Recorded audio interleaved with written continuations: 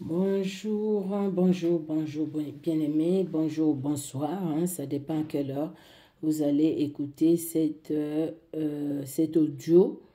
Nous sommes ensemble pour la lecture biblique. Merci Seigneur Jésus-Christ pour ton amour qui est au-dessus de tout.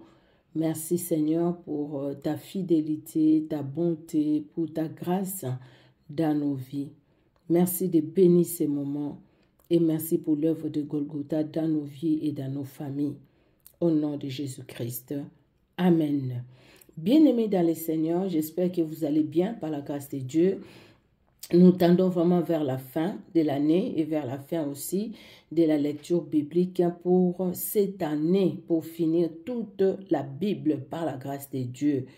Alors, nous allons lire aujourd'hui, nous allons écouter, bien-aimés, nous allons lire 2 Chroniques 19, 2 Chroniques 20, Zacharie chapitre 4, Apocalypse 8, les psaumes 136, Proverbes 30, de 7 à 9. Alors, nous commençons par 2 Chroniques, les chapitres 2 Chroniques chapitre 19. Alors, 2 Chroniques chapitre 19.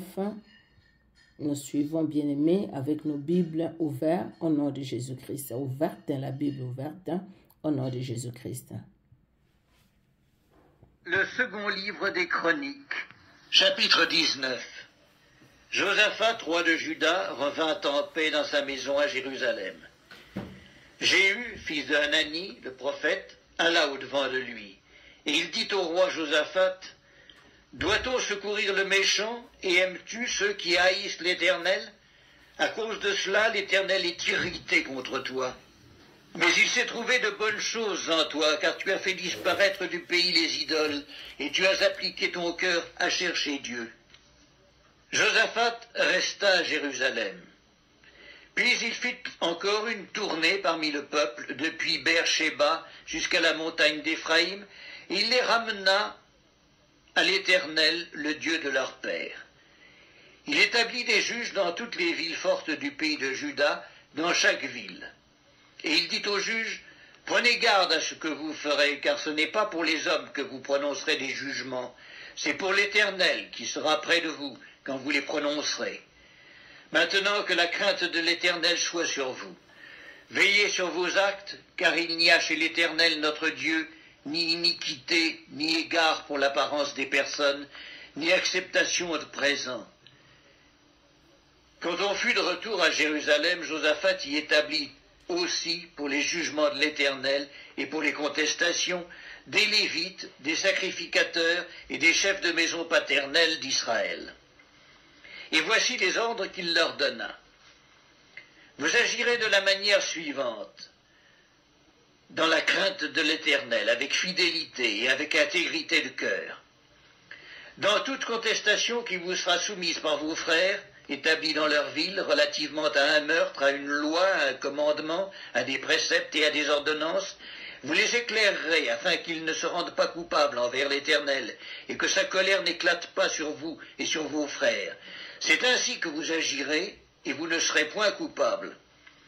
Et voici, vous avez à votre tête Amaria, le souverain sacrificateur, pour toutes les affaires de l'Éternel, et Zébadia, fils d'Ismaël, chef de la maison de Juda, pour toutes les affaires du roi. Et vous avez devant vous des Lévites, comme magistrats. Fortifiez-vous et agissez, et que l'Éternel soit avec celui qui fera le bien. Alléluia. Et que l'Éternel soit avec celui qui fera le bien. Alléluia. Merci Seigneur Jésus-Christ. Nous allons dans le livre de 2 Chroniques, chapitre 20. Nous allons lire 2 Chroniques, chapitre 20. Le second livre des Chroniques, chapitre 20. Après cela, les fils de Moab et les fils d'Ammon, et avec eux des Maonites, marchèrent contre Josaphat pour lui faire la guerre. On vint en informer Josaphat en disant, « Une multitude nombreuse s'avance contre toi depuis l'autre côté de la mer, depuis la Syrie, et ils sont à Hatsatzon Tamar, qui est en En-Gedi. Dans sa frayeur, Josaphat se disposa à chercher l'Éternel, et il publia un jeûne pour tout Juda. Juda s'assembla pour invoquer l'Éternel, et l'on vint de toutes les villes de Juda pour chercher l'Éternel. Josaphat se présenta au milieu de l'assemblée de Juda et de Jérusalem dans la maison de l'Éternel devant le nouveau parvis. Et il dit, Éternel, Dieu de nos pères, n'es-tu pas Dieu dans les cieux, et n'est-ce pas toi qui domines sur tous les royaumes des nations? N'est-ce pas toi qui as en main la force et la puissance, et à qui nul ne peut résister? N'est-ce pas toi, ô notre Dieu, qui as chassé les habitants de ce pays devant ton peuple d'Israël, et qui l'as donné pour toujours à la postérité d'Abraham, qui t'aimait? Ils l'ont habité, et ils t'y ont bâti un sanctuaire pour ton nom, en disant, s'il nous survient quelque calamité, l'épée, le jugement, la peste ou la famine, nous nous présenterons devant cette maison et devant toi, car ton nom est dans cette maison. Nous crierons à toi du sein de notre détresse, et tu exauceras, et tu sauveras. Maintenant, voici les fils d'Ammon et de Moab et ceux de la montagne de Séhir, chez lesquels tu n'as pas permis à Israël d'entrer quand il venait du pays d'Égypte, car il s'est détourné d'eux et ne les a pas détruits. Les voici qui nous récompensent en venant nous chasser de ton héritage dont tu nous as mis en possession. Ô notre Dieu, n'exerceras-tu pas tes jugements sur eux? Car nous sommes sans force devant cette multitude nombreuse qui s'avance contre nous, et nous ne savons que faire, mais nos yeux sont sur toi. Tout Juda se tenait debout devant l'Éternel avec leurs petits-enfants, leurs femmes et leurs fils. Alors l'Esprit de l'Éternel saisit au milieu de l'assemblée Zachaziel, fils de Zacharie, fils de Benaja, fils de Jéhiel, fils de Mattania, lévite, d'entre les fils d'Asaph. Et Jazakiel dit, soyez attentifs, tout Juda et habitants de Jérusalem, et toi, roi Josaphat. Ainsi vous parle l'Éternel. Ne craignez point et ne vous effrayez point devant cette multitude nombreuse, car ce ne sera pas vous qui combattrez, ce sera Dieu. Demain, descendez contre eux. Ils vont monter par la colline de Tzitz, et vous les trouverez à l'extrémité de la vallée, en face du désert de Jéruel. Vous n'aurez point à combattre en cette affaire. Présentez-vous, tenez-vous là, et vous verrez la délivrance que l'Éternel vous accordera. Juda et Jérusalem, ne craignez point et ne vous effrayez point demain. Sortez à leur rencontre, et l'Éternel sera avec vous. Josaphat s'inclina le visage contre terre, et tout Juda et les habitants de Jérusalem tombèrent devant l'Éternel pour se prosterner en sa présence. Les Lévites d'entre les fils des Kéatites et d'entre les fils des Coréites se levèrent pour célébrer d'une voix forte et haute l'Éternel, le Dieu d'Israël. Le lendemain, ils se mirent en marche de grand matin pour le désert de Tékoa. À leur départ, Josaphat se présenta et dit, « Écoutez-moi, Juda et habitants de Jérusalem, confiez-vous en l'Éternel votre Dieu, et vous serez affermis.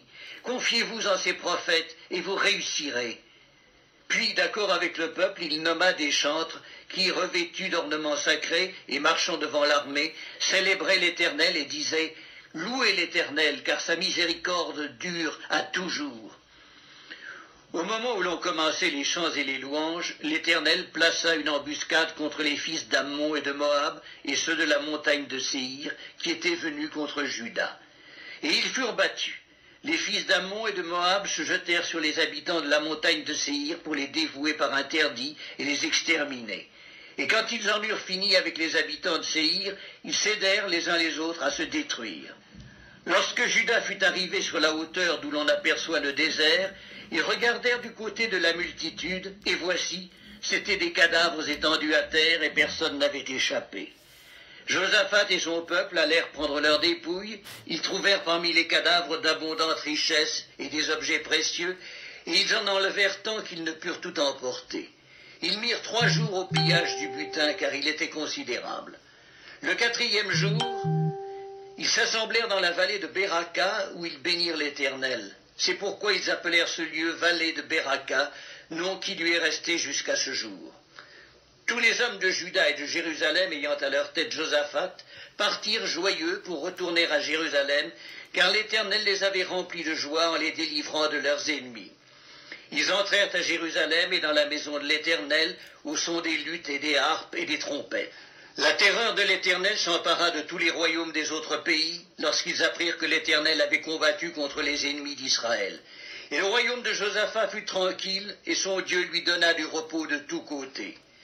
Josaphat régna sur Juda. Il avait 35 ans lorsqu'il devint roi, il régna 25 ans à Jérusalem.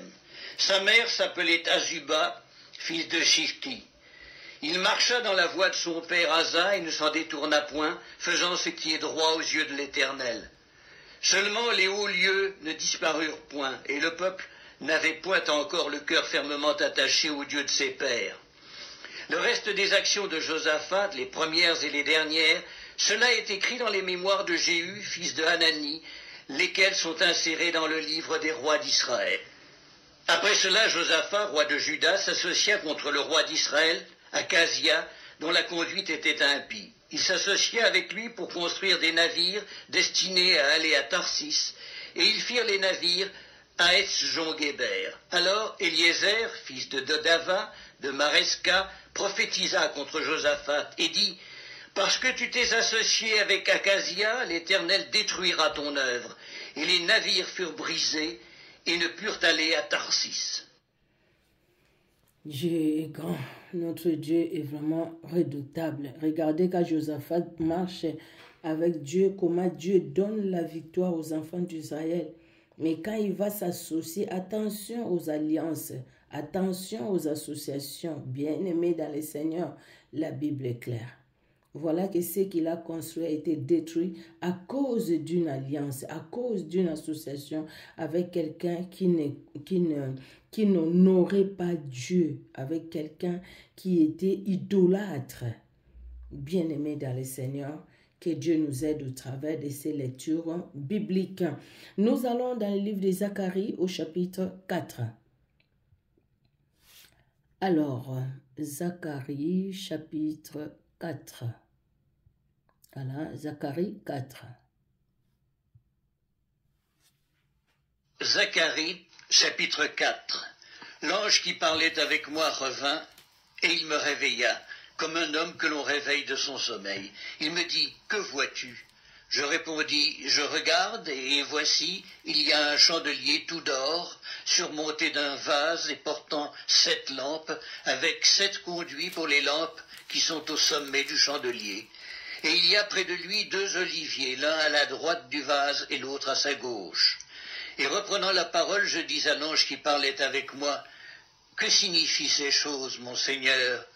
L'ange qui parlait avec moi me répondit, « Ne sais-tu pas ce que signifient ces choses ?» Je dis, « Non, mon Seigneur. » Alors il reprit et me dit, « C'est ici la parole que l'Éternel adresse à Zorobabel. Ce n'est ni par la puissance ni par la force, mais c'est par mon esprit, dit l'Éternel des armées. Qui es-tu, grande montagne, devant Zorobabel? Tu seras aplani, il posera la pierre principale au milieu des acclamations. Grâce, grâce pour elle. » La parole de l'Éternel me fut adressée en ces mots. Les mains de Zorobabel ont fondé cette maison, et ses mains l'achèveront, et tu sauras que l'Éternel des armées m'a envoyé vers vous. Car ceux qui méprisaient le jour des faibles commencements se réjouiront en voyant le niveau dans la main de Zorobabel. Ces 7 sont les yeux de l'Éternel qui parcourent toute la terre. Je pris la parole et je lui dis, « Que signifient ces 2 oliviers à la droite du chandelier et à sa gauche ?» Je pris une seconde fois la parole et je lui dis, « Que signifient les 2 rameaux d'olivier qui sont près des 2 conduits d'or d'où découle l'or ?» Il me répondit, « Ne sais-tu pas ce qu'ils signifient ?» Je dis, « Non, mon Seigneur. » Et il dit, « Ce sont les 2 oints qui se tiennent devant le Seigneur de toute la terre. » Alléluia. Notre Dieu est bon. Alors, qui es-tu, grande montagne devant Zorobabel? Le verset 7. Tu seras aplani. Il posera la pierre principale au milieu des acclamations. Grâce, grâce pour elle. Ce qu'il a commencé, quand Dieu bénit, notre Dieu c'est un jusqu'au boutiste.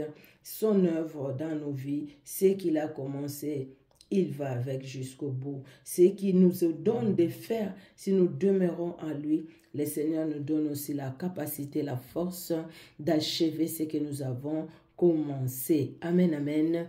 Nous allons dans le livre d'Apocalypse, le chapitre 8. Apocalypse, chapitre 8.